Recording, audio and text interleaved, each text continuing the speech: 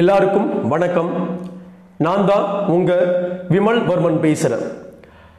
கடலூர் வன்னிய குல சத்திரிய சொந்தங்களே, உங்களுடைய வாக்கு யாருக்கு? அங்க கடலூர்ல வன்னியர் சமூகத்தை சார்ந்த வேட்பாளர்கள் தான் நிக்கிறாங்க. மாம்பழத்திற்கு தங்கார் பச்சான் அவர்களும் இன்னொருவரும் காங்கிரஸுடைய கூட்டணியாக நிற்கிற விஷ்ணு பிரசாத் அவர்களும் நிற்கிறார். விஷ்ணு பிரசாத் யார் அப்படின்னா அன்புமணி அவர்களுடைய மச்சானாக சொல்லப்படுகிறார். இப்படி வன்னியர் சமூகத்துடைய வேட்பாளர்கள் தான் கடலூர் நாடாளுமன்ற தொகுதியிலே மிகப்பெரியதாக போட்டி போடுறாங்க. அப்படி இருக்கும் ஒரு சூழல்ல கடலூர் மண்ணை சார்ந்த வன்னியர்களே, நீங்க யாருக்கு வாக்கு போட போறீங்க? உங்களுடைய உரிமையை யாரு மீட்டெடுக்க போறாங்க? விஷ்ணு பிரசாத்தா தங்கார் பச்சானா அப்படின்ற கேள்வியை நீங்க முன் வச்சீங்க அப்படின்னா உறுதியோட சொல்வேன், தங்கார் பச்சான் அவர்கள் தான் கடலூர் வன்னியர்களுடைய வாழ்வியலை மீட்டெடுத்து கொடுப்பார். அவரை தாண்டி யாருமே கடலூர் மண்ணுடைய வாழ்வியலை மீட்டெடுத்து கொடுக்க வாய்ப்பே கிடையாது. தங்களுடைய திரைப்படம் மூலமாக கடலூர் மண்ணுடைய மக்களுடைய வாழ்வியலை அவ்வளவு நேர்த்தியாக திரைக்காவியங்கள் மூலமாக நம்மளுடைய வழிகளை பேசிய ஒரு வேட்பாளர் தான் அண்ணன் தங்கார் பச்சான் அவர்கள். இது அனைத்து வன்னியர்களுக்குமே தெரியும். குறிப்பாக கடலூர் பகுதியை சார்ந்த வன்னியர்கள் மீண்டும் மீண்டும் நீங்க நினைச்சு பார்க்கணும். தானே புயல் வந்த பொழுது அனைத்து கட்சி வன்னியர்களையும் தாண்டி தங்கார் பச்சான் அவர்கள் அங்க இருக்கிற ஒட்டுமொத்த விவசாயிகளுடைய வாழ்வியலும் அவர்கள் எப்படியெல்லாம் செஞ்சிருக்கிறாங்க அப்படின்ற விஷயத்தை மிகப்பெரிய ஒரு டாக்குமெண்ட்ரியாக எடுத்து மிகப்பெரியதாக எடுத்துட்டு போய் மத்திய அரசாங்கம் வரைக்கும் சேர்த்து அந்த மக்களுக்கான நிதி உதவியை பெற்றுக் கொடுத்தார். யாரு? தங்கார் பச்சான் அவர்கள்.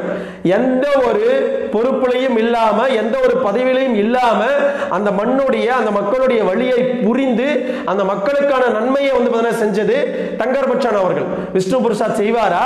விஷ்ணு பிரசாத்தோ இல்ல கடலூர் மாவட்டத்தில் இருக்கிற இன்னைக்கு திமுகவுடைய அனுதாபிகளாகவும் திமுகவுடைய அடிமைகளாகவும் அமைச்சராக இருக்கிறவங்க ஏதாவது அந்த மக்களுக்கான நன்மையை செஞ்சிருப்பாங்களா, செய்ய போறாங்களா அப்படின்ற கேள்வியை முன் வச்சோம் அப்படின்னா கண்டிப்பா அறவே கிடையாது.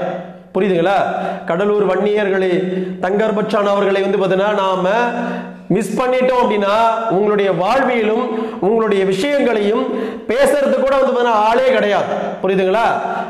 கடலூர் தொகுதியில் இருக்கிற ஒவ்வொரு நாடாளுமன்ற வன்னிய ஓட்டுகளும் தங்கார் பச்சான் அவர்களுக்கு தான், மாம்பழத்துக்கு தான் நீங்க வாக்கு செலுத்தணும். நீ அதிமுகவாரு திமுகவாரு யாராவனாலும் இரு, ஆனா உன்னுடைய உரிமைகளை பேசுறதுக்கு தங்கார் பச்சான் மட்டும்தான் நிற்பாரு. புரியுதுங்களா? நீ கட்சியை சார்ந்து யோசிச்சு உங்களுடைய கட்சிகளுக்கு நீ வாக்கு செலுத்தின அப்படின்னா வன்னிய மக்களே உங்களுடைய வாழ்வியல்ல இருக்கிற பிரச்சனைகளை எவனுமே அங்க பேச மாட்டான். ஓட்டு கேட்டுட்டு வாங்கிட்டு போனானா கடைசி வரைக்கும் உன் மண் சார்ந்த விஷயத்தையோ உன்னுடைய வாழ்வியல் விஷயத்தையோ உன்னுடைய விவசாய பிரச்சனையோ வாயை திறந்து கூட பேச மாட்டார்கள். தங்கார் பச்சான் பேசுவாரு. கண்டிப்பாக தங்கார் பச்சான் பேசுவாரு.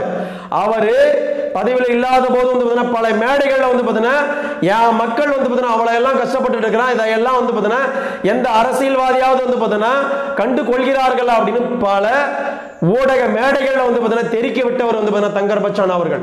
அப்படியாப்பட்ட ஒரு வேட்பாளரை மாம்பழ சின்னத்துல பாட்டாளி மக்கள் கட்சி நிறுத்தி இருக்கு. அங்க இருக்கிற அனைத்து பிரச்சனைகளையும் அவரு பேசுவாரு. அனைத்து பிரச்சனைகளுக்கும் தீர்வை பெற்று தருவாரு. மத்திய அரசாங்கத்துக்கிட்ட இருந்து வன்னியர் சமூகத்துக்கான அந்த மக்களுக்கான அனைத்து நன்மைகளையும் அங்க இருக்கிற விவசாய வன்னியர்களுக்கான அனைத்து விஷயங்களையும் பேணி காத்து தருவாரு. ஒருபோதும் காங்கிரஸோடைய வேட்பாளராக நிற்கும் விஷ்ணு பிரசாத் செய்யவே மாட்டார் அப்படின்னு என்னால உறுதியா சொல்ல முடியும். கடலூர் வன்னிய சொந்தங்களே, நாம் மாம்பழ சின்னமாக நினைச்சு மாம்பழத்திற்கு வாக்கு செலுத்தி ஒட்டுமொத்த வன்னியர்களும் தங்கார் பச்சான் அவர்களை மிகப்பெரிய அளவில் வெற்றி பெற செய்ய வேண்டும் அப்படின்ற சிந்தனை ஒவ்வொரு வன்னியர்களுக்கும் இருக்கணும். குறிப்பா கடலூர் வன்னியர்களே மனசுல வச்சுக்குங்க. நாம தங்கார் பச்சான் அவர்களை மிஸ் பண்ணிட்டோம் அப்படின்னா கண்டிப்பா நம்மளால மீண்டெழ முடியாது. நமக்கான வாழ்வியலை மீட்டெழுத்த எவனும் வரமாட்டான், யாரும் பேச மாட்டான். புரியுதுங்களா? தங்கார் பச்சானா இறுக்கி கைய பிடிச்சுக்கிட்டு அவரை நாடாளுமன்றத்துல ஒரு எம்பியா மாத்திருங்க. நமக்கான நன்மையா அவர் செய்வாரு. அவர் செஞ்சே தீர்வாரு. ஏன்னா அந்த மண்ணுடைய மைந்தர், அங்க இருக்கிற மக்களுடைய வாழ்வியல வந்து பார்த்தீங்கன்னா புரிஞ்சவர், அந்த மண்ணோட மண்ணா வந்து பார்த்தீங்கன்னா இருக்கிறவர், அந்த மண்ணோட மண்ணா வந்து பார்த்தீங்கன்னா இருக்கிற கஷ்டங்களை புரிஞ்சவர், அனைத்து விஷயங்களும் தெரிஞ்சவர், அந்த மக்களுடைய வாழ்வியலை வந்து பார்த்தீங்கன்னா கஷ்டங்களை வந்து பார்த்தீங்கன்னா கூட நின்று வந்து பார்த்தீங்கன்னா பார்த்துட்டு இருக்கிறவர். அவருக்கு தான் நம்ம வாக்கு செலுத்தணும், அவரை தான் நம்ம வெற்றி பெற செய்யணும் அப்படின்னு கடலூர் வன்னிய சொந்தங்கள் வந்து பார்த்தீங்கன்னா நினைச்சு பாட்டாளி மக்கள் கட்சிக்கு, மாம்பழத்துக்கு வாக்கு செலுத்துங்க, வாக்கு செலுத்துங்க, வாக்கு செலுத்துங்க. தங்கர் பச்சான் அவர்களை வெற்றி பெற செய்யுங்கள், வெற்றி பெற செய்யுங்கள், வெற்றி பெற செய்யுங்கள். நன்றி, வணக்கம். வாழ்க வளர்க வன்னிய பெருங்குளம், வாழ்க வளர்க வன்னிய குல சத்திரிய சமூகத்தின் பண்பாடும் கலாச்சாரமும் வரலாறு மற்றும் வன்னியர் சமூகத்துடைய சத்திரிய தர்மமும் மேலங்கொட்டும். அடுத்த ஒரு நல்ல காணொளியில சந்திக்கிறேன். டாடா, பாய்.